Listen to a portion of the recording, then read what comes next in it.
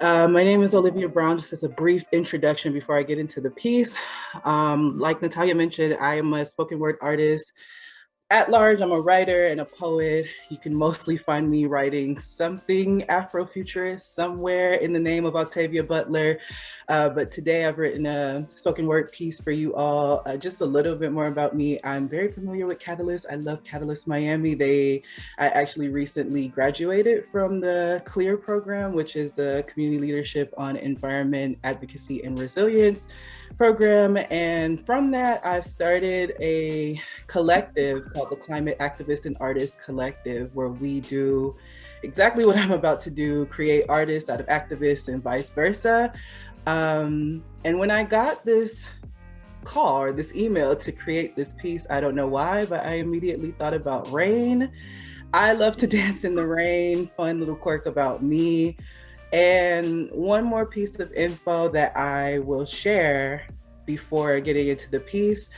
As a spoken word artist, I love call and response. I know it's really hard to do on this format, but I love it nonetheless. So if there's something that you hear while I'm speaking that you love, feel free to give me some reactions on your screen, pop into the chat, or at home, however you feel called to. And before we get started, one last thing, I want us all to take a deep inhale just to center us and get us ready for the piece. So in through the nose and exhale throughout the mouth. Now let me tell you about rain, y'all. Rain don't bother me none. Come on down, I say. Ain't no holier water, no greater baptism than a Florida rain shower. Hurricane season is but a months-long ritual. It's spiritual, it's transcendental. All that water you think it wash us away, but we stay. We stand, sustain, survive, and come out clearer, closer every time. With each droplet and pitter patter on the roof, lessons like melodies from heaven rain down on me. And I hear my great-great-grandmommy whisper, cut off all those damn lights and wait for the storm to pass before you head out there. And if you go out there, check on Paula Jean, you know she got that baby now, and lay eyes on Winston in the church on your way. These words we take, holding them close to us far beyond that rainy day, they won't be washed away. Beyond the horizon, the newsmen say there's a new Miami on the rise. While we sit in rooms too small that we can't afford, they tell us, make room. As we stand at their doorsteps demanding green space, they tell us, make space. New Miami's on the way. Don't you get it? Move or be moved. New Miami's rising soon. In that tone they talk to kids with, as if we ain't all full grown from this earth. I wonder if this new Miami will rise any higher than our seas, or blaze any hotter than our heat, or be worth more than our worth. Maybe then they'll see the urgency and the opportunity our connectivity holds, and watch the solutions we've been waiting for unfold, and seek to understand as much as we've learned. Maybe then they'll realize they can push until exhaustion, but we are more forceful than any hurricane.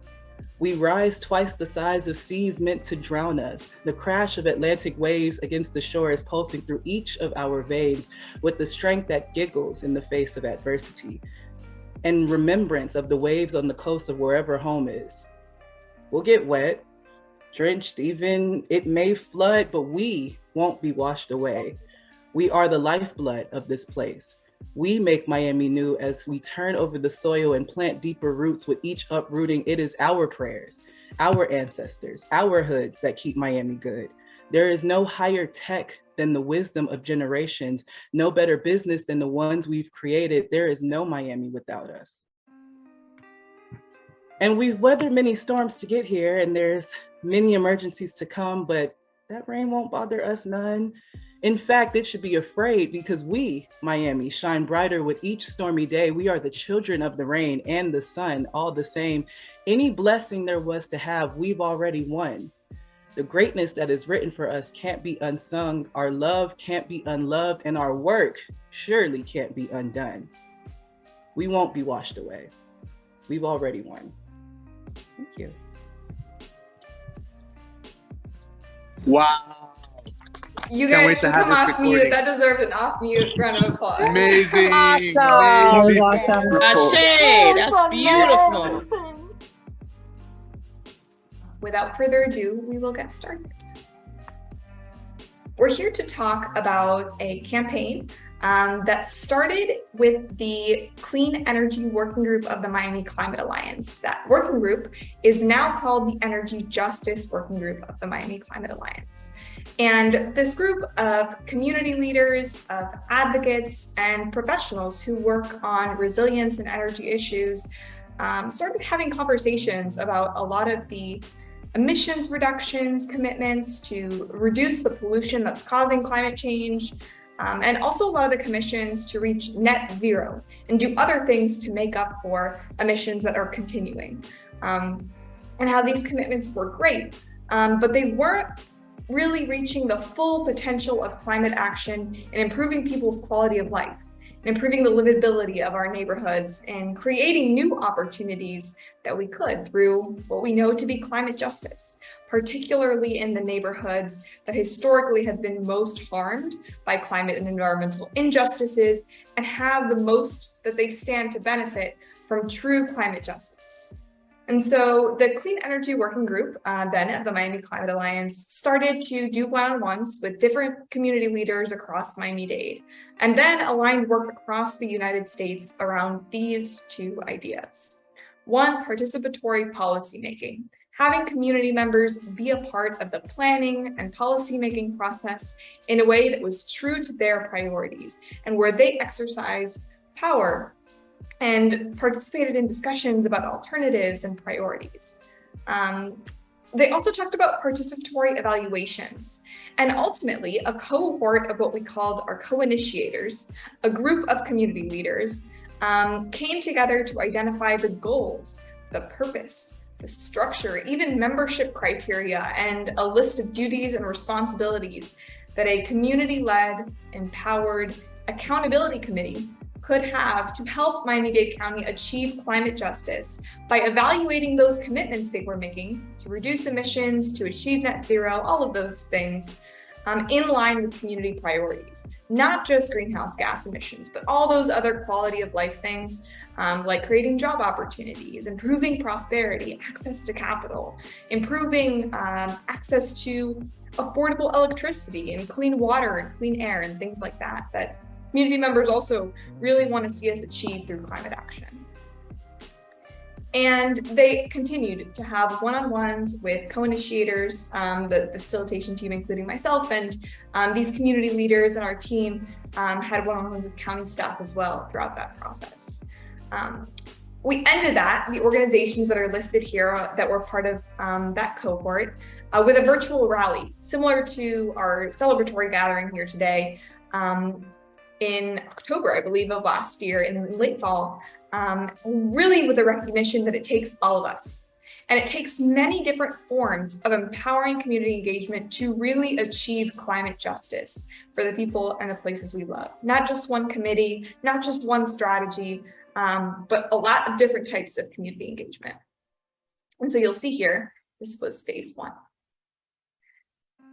Today, we're here to celebrate a milestone in phase two, a series of climate justice engagement workshops that were hosted by Catalyst Miami, where we brought together the partners that you see now on the slide below, members of the Miami Climate Alliance and close partners with Miami-Dade County staff to advance what we call collaborative governance, collaborating throughout the process of identifying and advancing these strategies to uplift community members as leaders of climate justice and the type of resilience policy and change that we want to see as we address climate change. And so in these workshops, partners came together to develop a shared understanding of intention versus outcomes when it comes to resilience policy and resilience actions at the county level. We also talked about avenues for meaningful and impactful public participation, going beyond public comments and surveys and thinking about all of the different ways that community members are invited to contribute to the policymaking process, particularly when it comes to energy and resilience and climate issues. We also discussed strategies to make those engagements more accessible and more empowering, thinking about the ways that we can continuously improve so that people who are directly impacted can participate and lead in executing the solutions in their communities as well. Why would we do this? Well, first of all, it's important that in this space, in practicing collaborative governance, that we're acknowledging marginalization or exclusion as the status quo practice, identifying how that occurs, how people are left out of and kept out of the policymaking process because of the legacies of exclusion in governance. It was also a time to assess community participation efforts by partners that were community-based organizations, that were more grass-tops organizations, by community leaders, grassroots community leaders in their neighborhoods, and also by the county government and its constituent municipalities, the cities. Talking about progress toward engagement or participation goals that all those different partners may have set, and again, thinking about their intentions versus the outcomes. In doing so, there were a lot of opportunities identified for the county to make a concerted effort to address marginalization and exclusion so that we can really advance and scale climate justice, not just climate action. And together, partners were able to assert a clear vision for rebuilding our local democracies as key to solving climate injustice through meaningful inclusion and community leadership, not only reducing greenhouse gas emissions. So again, I'm very excited to share the milestone, which is the end of this workshop series, and all of the recommendations that came out of that, and share it with you and hear what you all think. And whether this resonates with your experiences, what is standing out to you? Is there something missing? And continuing this conversation around shared accountability so that we can rebuild and foster and strengthen really healthy democracy, healthy local democracy to address climate injustice. So here's the beginning of our framework. I'm going to go through this. It's going to be a lot of text on the slide, but we'll go through it as a conversation. I just wanted to share the tool transparently with you. This is what we will be sharing directly with the county government, along with a longer report that has longer discussion sections from the workshop series and what partners contributed to the discussion about where intention wasn't lining up with outcomes, where goals could be stronger, and where there were specific strategies recommended to improve, particularly around the climate action strategy. Miami-Dade County's climate action strategy is the document that includes those big emissions reduction and net zero commitments to address climate change. Alrighty, so we talked about these 5 types of public participation.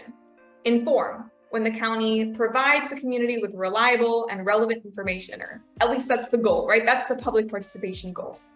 Then consultation, when the county comes to the community to gather input on analysis or decisions that already happened. We also talked about involvement, when the county works with the community or a partner works with community to integrate local needs and assets as envisioned by the community throughout their planning process. Taking a step further, we talked about types of collaboration. When the county, municipalities, community-based organizations are partnering with and ensuring that community members have the capacity to play a role in each aspect of decisions and planning processes. That includes identifying alternatives, evaluating priorities, and making the decision itself about investments and staffing and resources. Finally, we talked about empowerment. Empowering types of public participation where equity is fostered by deferring the final say on decisions or priorities to the community, truly redistributing power back to the community. And there are different outcomes that occur, ideal outcomes, unjust outcomes that occur at each level of public participation. This includes access, active listening, when community members achieve having voice in the process, when they are delegated power, or when we build collective power. Or on the other side of the coin, exclusion, tokenization, pacification, marginalization, and a concentration of power and privilege that is further from the people that are impacted.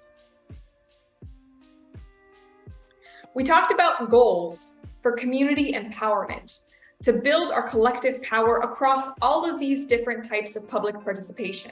Because like I mentioned before, even having a participatory evaluation committee is not going to reach our full potential to achieve climate justice through community leadership.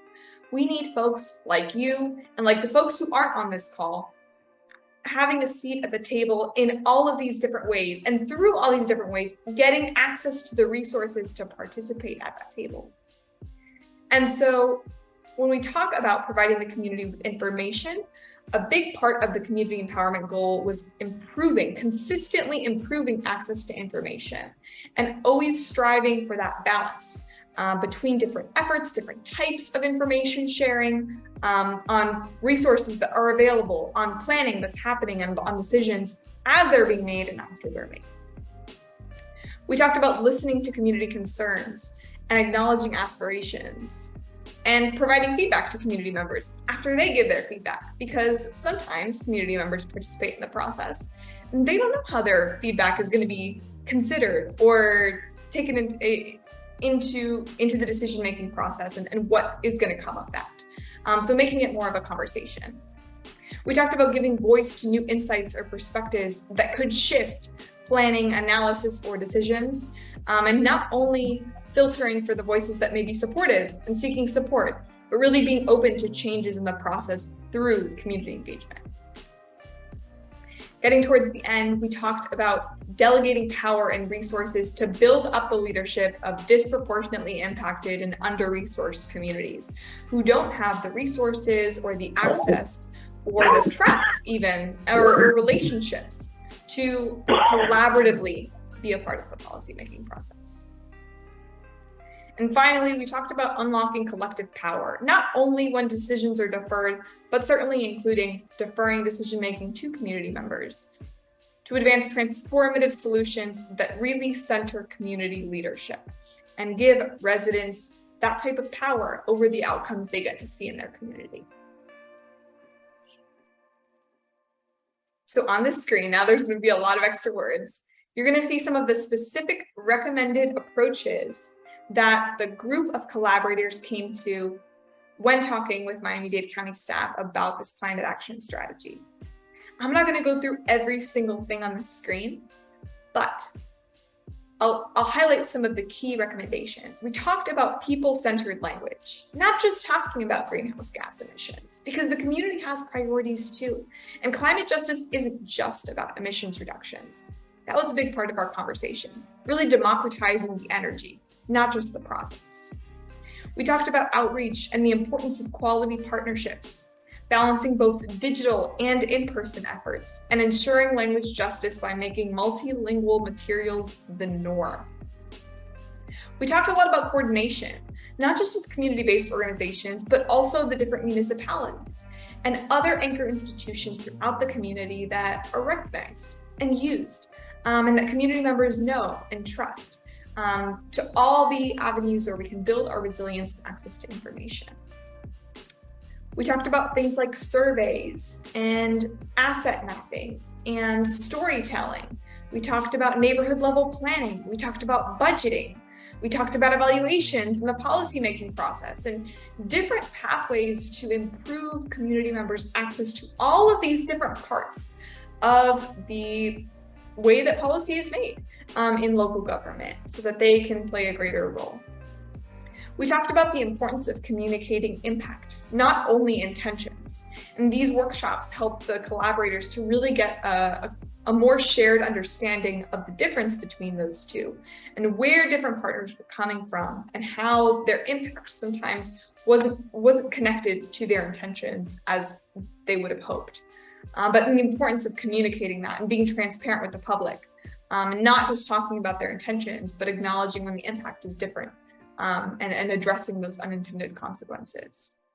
We also talked about cultural humility, the importance of showing up and showing up often, being willing to learn and continue learning from community members based on their expertise, talking with community members, not at community members. And valuing different forms of expression, including the arts, including oral histories and storytelling, including the regular celebratory things and day-to-day things that we do as forms of community insight and input, and maybe something that is considered a barrier to community engagement, something that's keeping people from participating, is actually a key feature. It could shed light on something that a lot of community members are struggling with, that's keeping them from participating in the things they could if they had the opportunity to do so, and if they had some of those deeper, more structural problems addressed. Finally, we talked about building a political culture that values and sees opportunity in really deep and meaningful civic engagement. In that healthy democracy, both for Miami-Dade County residents to see the opportunity that they have to participate, to build their collective power, and to advance transformative solutions in their communities through climate justice, and also for elected officials and staff to see that, to see the value, the unique expertise that community members hold to build that true resilience in their communities.